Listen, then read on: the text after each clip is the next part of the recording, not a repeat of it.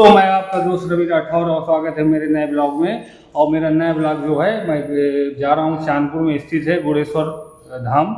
और मेरे साथ में बच्चे भी हैं और मेरा एक बच्चा और भी है जो कैमरामैन बना है इस समय। ठीक है, तो दोस्तों चलो चलते हैं।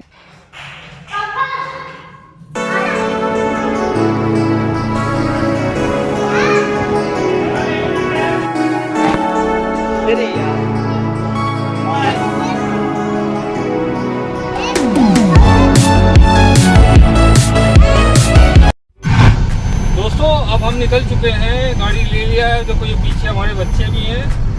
और दोस्तों अब मैं निकल चुका हूँ, अमोली चौराहे से पहुँचूँगा, अमोली यानी सब्जी मंडी के पास। और वहाँ से सटगवां, अमोली से लगभग 7 किलोमीटर पड़ता है सटगवां। और सटगवां से लगभग 5 किलोमीटर है चांदपुर। और चांदपुर और लगभग 1 किलोमीटर वहाँ से पड़ जाता है, 1 या 1.5 किलोमीटर श्री गुड़ेश्वर धाम। भगवान भोलेनाथ जो आज आपको दर्शन कराएंगे हम, जो पाताल से निकले हुए हैं। तो उनका जो शिवलिंग है, जो उनका स्वरूप है, वो पाताल से उनका उद्गम हुआ है। तो दोस्तों चलते हैं, अमोली चौराहा पहुँचेंगे हम। दोस्तों हम लोग आ चुके हैं अमोली चौराहा सब्जी मंडी के पास। मेन रोड जो है ये हाईवे रोड है। ये आप जो बाएं देखेंगे तो ये आपको जहानाबाद जाने के लिए रास्ता है। और इधर हम मुड़ रहे हैं राइट साइड, तो ये फतेहपुर जाने के लिए है। और यहाँ से लगभग 7 किलोमीटर पड़ेगा सटगवां। अब सटगवां के लिए हम निकल चुके हैं। और सटगवां चौराहे से हमको फिर दाहिने यानी कि राइट में मुड़ना है। तो दोस्तों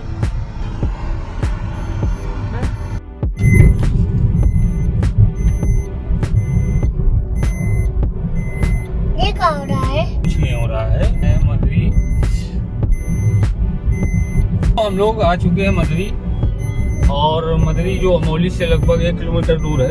और मदरी में दोस्तों मिर्चा की बाजार यानी हरी मिर्च की जो बाजार होती है, मंडी, बहुत बड़ी मंडी है। और यहाँ से बहुत देश विदेश जाता है मिर्चा। लेकिन अब ये पहले मिर्चा की बाजार यहीं लगती थी, लेकिन अब सरकारी बाजार जो है, सरकारी मंडी जो है वो अमोली में हो चुकी है। तो अब ये ट्रांसफ़र हो चुका है। दोस्तों अब हमें आगे मिलेगा कुटखेड़ा मोड़। दोस्तों ये है मकरंदपुर मोड़, यहाँ से आप हमीरपुर जा सकते हैं। और ये बगल में आपको नर्सरी दिखेगी। ठीक है दोस्तों हम लोग आ चुके हैं कौम मोड़ यानी दिनवारी मोड़। और ये दोस्तों ये देख रहे हैं आप, ये कौम मोड़ है, ये इधर राइट लेफ्ट में। और ये दोस्तों सीधे अगर आप इस रोड से जाते हैं तो आप सीधे 12 मठ होते हुए आप पवई होते हुए आप पहुंच जाएंगे बिनकी रोड। और दोस्तों अब थोड़ी देर में आ जाएगा सटगवां। यहाँ से लगभग 2 किलोमीटर में है सटगवां। ठीक है दोस्तों, बहुत शैतानी कर रहे हो। नो इधर यहाँ लगो, गाड़ी के अंदर भी खेलना शुरू। क्या हो रहा है? शैतानी कर रहा है? हो गया।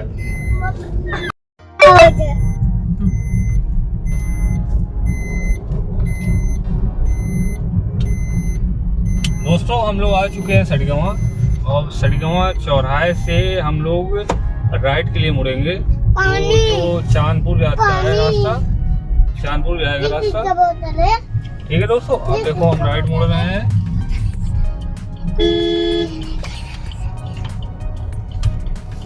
अब यहाँ से लगभग 5 किलोमीटर में पड़ेगा चांदपुर।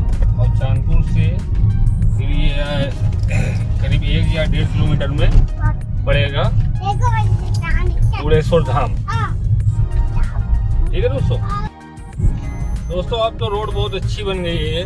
और मैं पिछले सावन में आया था तो रोड बहुत ख़राब थी। ये हमें लगता है अभी साल भर में ही बनी है और रोड बहुत अच्छी है। अब तो नहीं तो पहले बहुत गड्ढे थे यहाँ पर और सिंगल रोड थी। अब ये चौड़ी रोड बन गई है दोस्तों।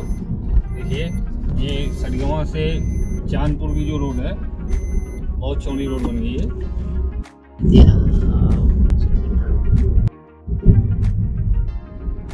दोस्तों हम लोग आ चुके हैं चांदपुर और अमर शहीद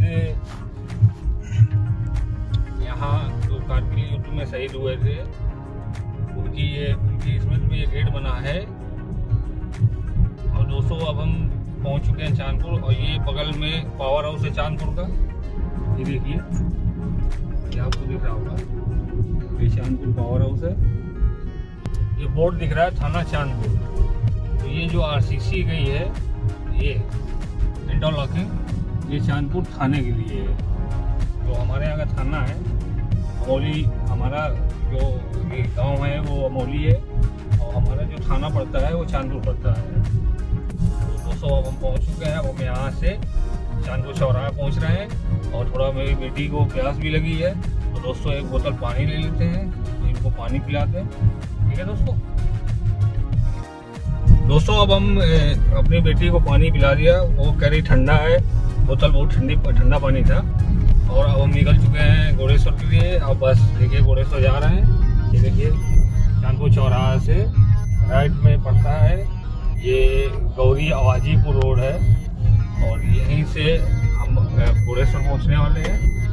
ठीक है दोस्तों हम लोग आ चुके हैं घोड़ेश्वर धाम के प्रथम गेट। ये प्रथम गेट है, आप देखिए सामने आपको दिख रहा होगा, ये प्रथम गेट है।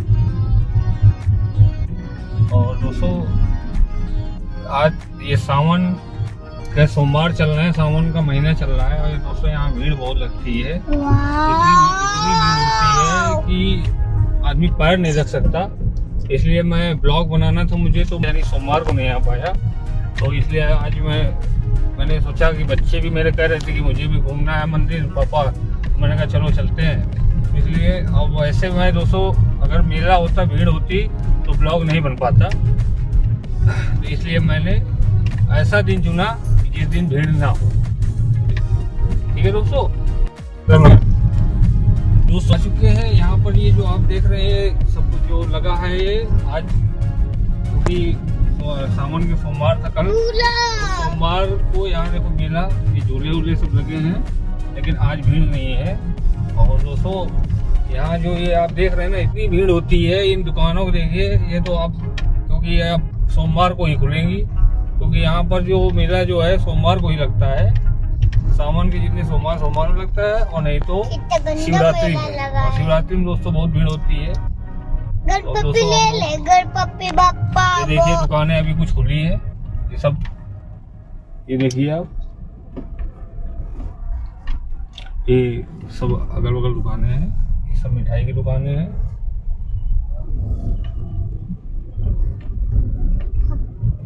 दोस्तों हम लोग आ चुके घोड़ेश्वर धाम।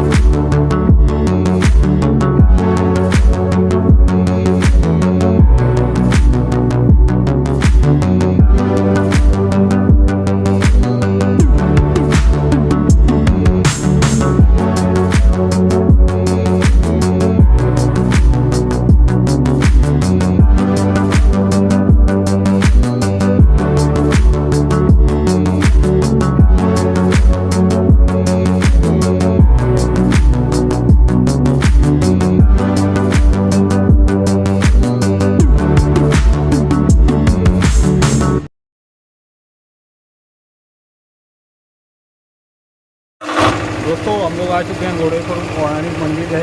ये जो हमारे सामने घोड़ेश्वर धाम होता है और यहाँ आज सावन चल रहा है तो कोई रुद्राभिषेक करा रहे हैं, तो इसलिए थोड़ा यहाँ भीड़ भाड़ भी है। और मैं तो ये सोच रहा था ब्लॉग कि आज भीड़ नहीं होगी, लेकिन भीड़ है यहाँ पर। आइए आपको दिखाते हैं। दोस्तों प्रसाद ऐसे नहीं, दाने दाने भी लिखा होता है खाने वाले का नाम। सही टाइम प्रसाद देखो, सही टाइम में आए।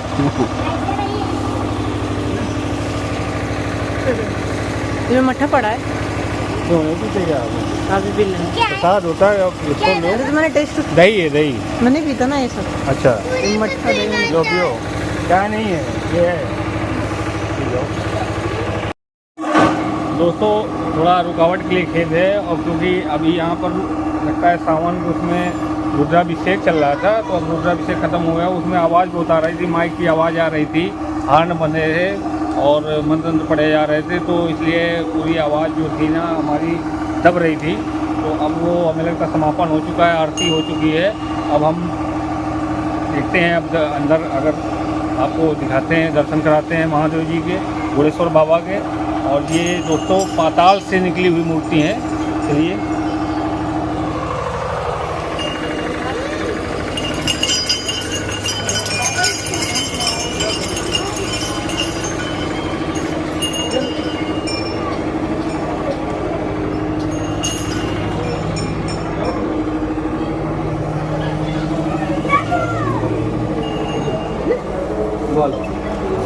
ओम नमः शिवाय।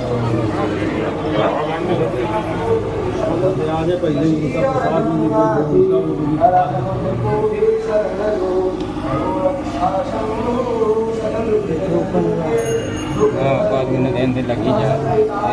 छोटा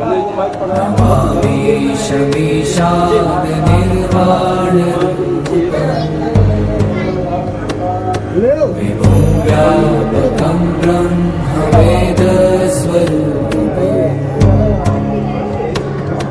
निजं निर्गुणं निर्विकल्पं निरीहम् चिदाकाशमाकाशवासं भजेऽहम्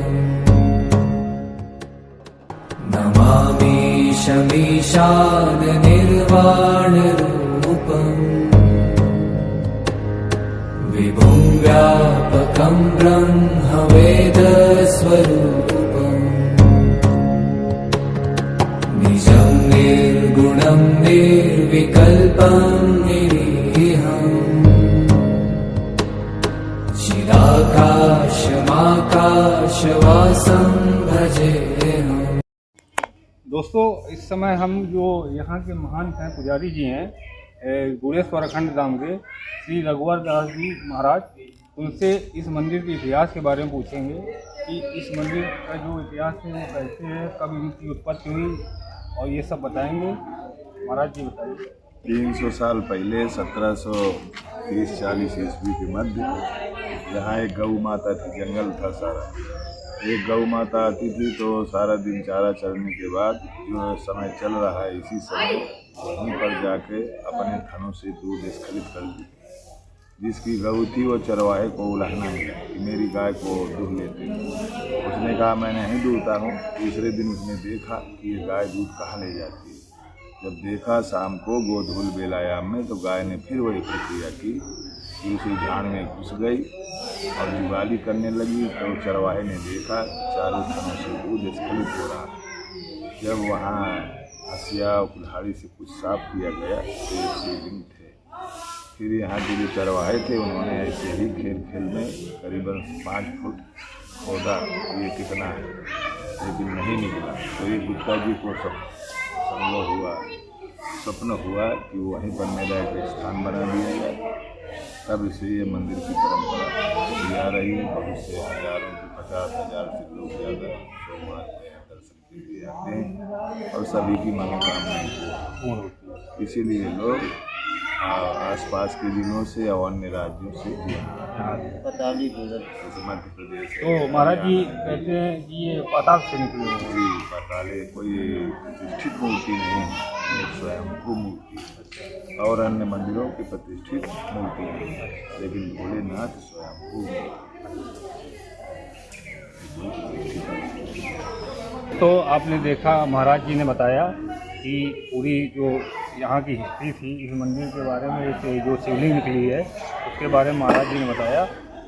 तो दोस्तों मिलते हैं आप नेक्स्ट ब्लॉग में, और आपको जो है अगर मेरा ब्लॉग अच्छा लगा हो तो मेरे ब्लॉग को सब्सक्राइब कीजिए, लाइक कीजिए, शेयर कीजिए, और जो भी गलतियाँ हों मुझको बताइए। ठीक है। जय सिया राम, जय भोलेनाथ।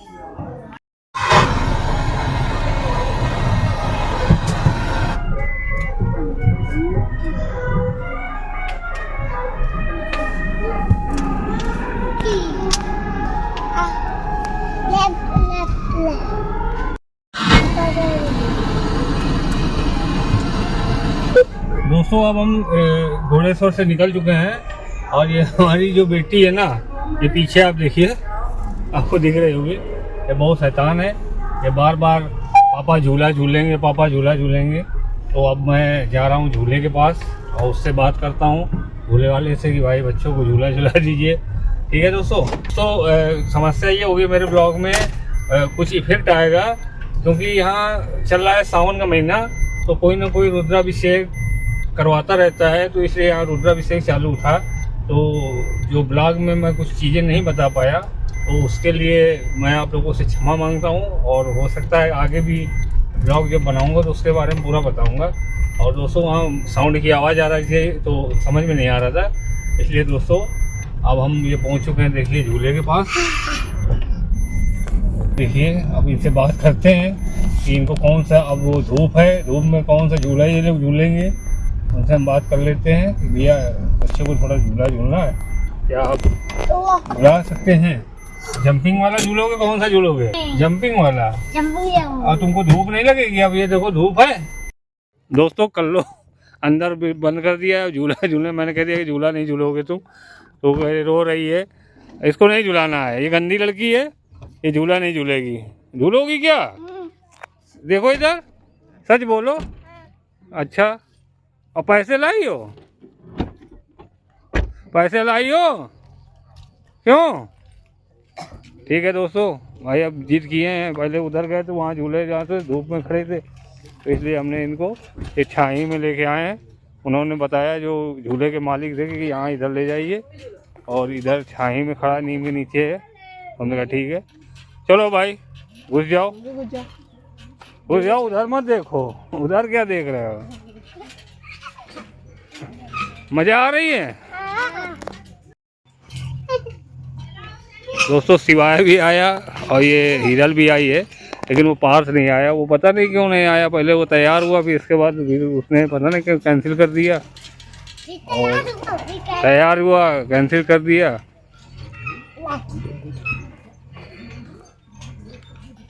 और दोस्तों वो देखिए सामने आप, ये जो रोड गई है सीधे घोड़ेश्वर बाबा के लिए है, और ये सब दुकानें लगी हैं। अब ये सोमवार को केवल मेला लगता है, और ये कुछ दुकानें हमारी अमोली की हैं, ये सामने आप देखिए।